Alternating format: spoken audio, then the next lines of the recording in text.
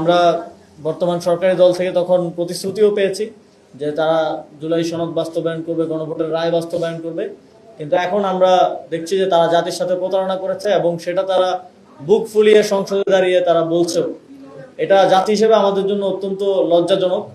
আমরা আমরা দেখেছি যে বিগত সময়ে যারাই এইভাবে প্রতারণার আশ্রয় নিয়েছে, রাজনৈতিক প্রতারণার আশ্রয় নিয়েছে জনগণের সাথে, তারাই জনগণের দ্বারা নিক্ষিপ্ত হয়েছে।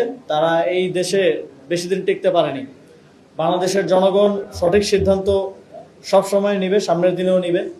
তবে আপনাদের এই ভুল রাজনীতির ফলে তরুণ প্রজন্ম, ইভেন আপনাদের সন্তানরাও আপনাদের এই রাজনীতিকে সাবস্ক্রাইব করতে পারছে না। বিএনপির অনেক বড় বড় নেতাদের সন্তানরা মাঝে মধ্যে আমাদের সাথে যোগাযোগ করেন, ইভেন স্থায়ী কমিটির সদস্যদের সন্তানরাও যোগাযোগ করেন যে তাদের বিএনপির এই রাজনীতি পছন্দ হচ্ছে না।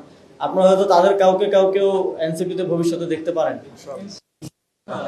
আপনাদেরকে পুরো তরুণ প্রজন্ম, এমনকি আপনাদের ঘরের সন্তানরাও আজকে প্রত্যাখ্যান করছে আপনাদের এই ভুল রাজনীতির ফলে।